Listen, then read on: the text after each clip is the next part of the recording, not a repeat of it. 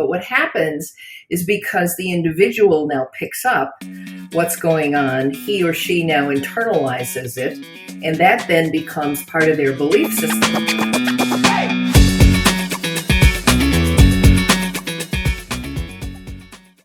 Ted, it's so great we have a special guest today. Yes, it is. It's Joyce Filupeit. Welcome, Joyce. Thanks for coming. Hi, guys. It's good to be here. Yeah, well, thanks for joining us. It was something that we discussed, a while ago, and you talked about this Pygmalion Effect. And once you explained it to me, I was fascinated, and I saw how this applied everywhere to what, in the contact center world, and really how this can impact the employee experience. So, Joyce, tell us, a little bit more about this Pygmalion Effect. It's one of those fun words to say. The Pygmalion Effect is the term that's used to describe the impact of positive or negative expectations on the performance of an individual. It also applies to groups, but it particularly applies to individuals. And it's one of the things that is often unconscious. People aren't aware that they're doing these sorts of things, but it has a profound effect on how that person is feeling and behaving when it comes to their behaviors and their performance. So give us a little example, like how does this work? Or, tell us a little bit more. What's happening in this Pygmalion Effect? Okay. So one of the things that you want to think about is that, so I'm trying to help you perform well. I'm going to try to shape your behavior and that you're successful. And in doing so, I want to make sure that I'm setting the appropriate environment, the appropriate climate where, you and I have a great relationship. It's not strained.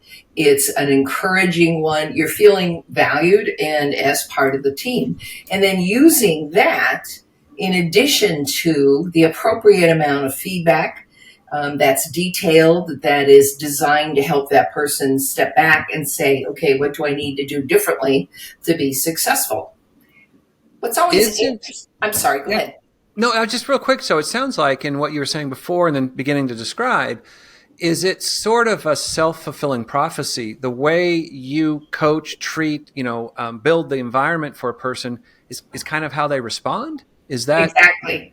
Because the Pygmalion Effect, we talk about it, and the beginning is how we as leaders and individuals can use the Pygmalion Effect for performance. But what happens is because the individual now picks up what's going on, he or she now internalizes it, and that then becomes part of their belief system about themselves. And I will tell you, when I saw this in a group, and in putting this in context of the contact center and everything else, is when you asked a group, oh, what do you think of Gen Z? Yeah. What do you think of Gen Z? And the things that we heard, and we hear this all the time, oh, they are so difficult, and they're need demanding. Yeah, and they quit just so easily. They're such a problem. Yeah, and it's like they come with a belief system already in place, and whether they want to admit it or not, those beliefs now are influencing their actions, which then impacts that individual's belief about themselves, which then causes actions, which then reinforces the belief. So it turns into a cycle. And sometimes it's an internal set of, this is what I believe about myself, but sometimes it's because I've picked up stuff from you. Yeah. Well, that's where I got to see this mindset shift and this, oh no, so if I think Gen Z is this way, I'm going to treat them that way. It's kind of what you're saying. And it's like, yes. And it's like, what intrigues me? Maybe I need to rethink about how do I view, in a sense, not only Gen Z, but the employee. Yes. And one of the things that always intrigues me is that when I talk about this in workshops and with people, there's always somebody who goes, oh, No, I treat all my people the same. I don't have any sorts of changes in my behaviors. And it's like, okay, let's just stop for a second. I want you to think about somebody that you think is a superstar, that you know they're going to just bring it for you. And then there's somebody else on your team that you go, I wish they would go away. Now, let's talk about when you see them coming down the hall, do you treat them the same? Or do you perhaps stop and chat with your superstar? Or do you go, hey, how's it going? And keep on going with the other? Feedback is one of the things that helps create those expectations. What kind of feedback do you give your superstar? My guess is you spend more time. It's more detailed. There's more follow-up. And with the person who you wish would go away, it's not so much. So when you step back and that awareness comes into, it becomes conscious as opposed to unconscious, it's eye-opening that, oops, I am creating this set of behaviors. That person is going to say, fine, that's what you think of me. And they may not, again, be thinking that consciously, but this is what goes on because they've internalized it. They behave in a way, reinforces how you thought about it. And that's why this haunted me, because I realize I've done it. I do this. And when you start to realize it, it's like, okay, now I can identify and I can change. Right. And so, how can you use the Pygmalion effect as a positive? Well, first of all, becoming aware of the fact that you do indeed treat people differently based on your thoughts and your beliefs about them. And again, that just is focused and comes out of our own way of seeing the world, our own structure of interpretation. But recognizing that that belief has such power, and what are the small things that you can do to help reinforce the positive behaviors that you're seeing in that individual. That's the kind of thing that now is going to help the individual say, yeah, I guess I could do that. I guess I am capable of that, as opposed to the, yeah, here you go, get out of my way and get out of my my face. I don't want to really deal with you. And again, that then creates that, yeah, why am I here? They have no joy in what they're doing because they have those very negative expectations that you've given them. Really. Let me be the person that I'm sure you've heard in workshops, which is, well, that's all well and good on my part, but it's what they did to deserve to become that way in my mind. Pygmalion effect, right? They're the ones not performing well. They're the ones that are not, calling off except 10 minutes before work or not showing to work or whatever. I didn't choose to do that, so I'm only responding in the way. So really, it's the Pygmalion effect they created, not me. What would you say to that? I would say that you both created it, and I would say there's two. I'm not suggesting that you have a day-long therapy, session with this person, but if you take a look at those small interactions, like I mentioned, when you see them coming down the hall, do you ignore them, or you just wave at them, or do you stop for a second and say, "How's it going?"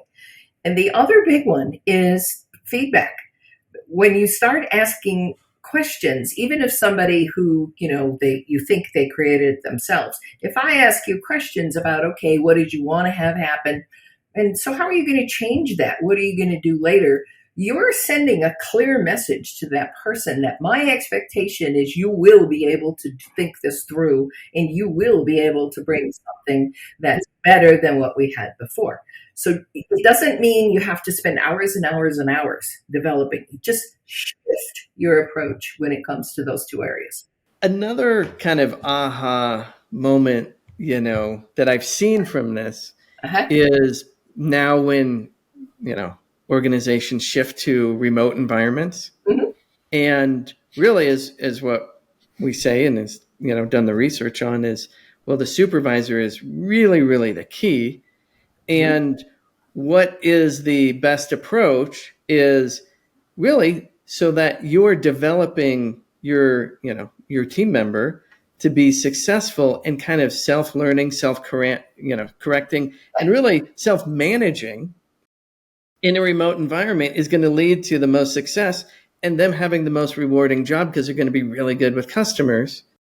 And the mindset that you typically hear a lot of times, like I'm going to have them be managing themselves. Do I think they can do that? And it's like, yes, they can. Don't, because if you don't think they can, you're not going to act, appropriately to make them successful and also your team successful. But think about how powerful that is. If I ask you questions and allow you to have some input into what you're going to do differently going forward, that sends a message all by itself that's now going to start to shift my beliefs about myself. Because typically, if the whole experience has been, you're not going to do this, you're going to mess up, you're just never going to get this. It's taking that small step towards, yes, I think you can, even if you yourself don't believe it right this minute. Let's just talk through how we can make that happen. Asking questions and letting them own their own behavior. That is incredibly powerful for someone to have that responsibility for themselves. It could actually have impact on attrition, changing that. Well, I think it will, because people are smart. They're very aware of the kinds of labels that we put on others. And there's lots of reasons why we do that. But just if you're the person who's creating this environment, take a look at what are the labels you're putting out there? What are the attitudes and the beliefs that you've now scattered about?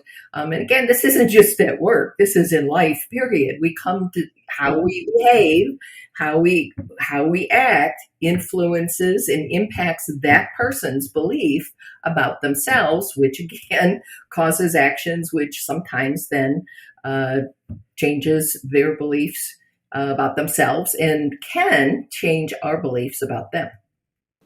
Great advice. Really appreciate your time with us, Joyce. This has been great. Well, we hope to have you back if you'd like to come back. Hopefully, you don't have to tell us, but hopefully this experience has been good enough. You'll come back. It is. It's always good to talk to you too.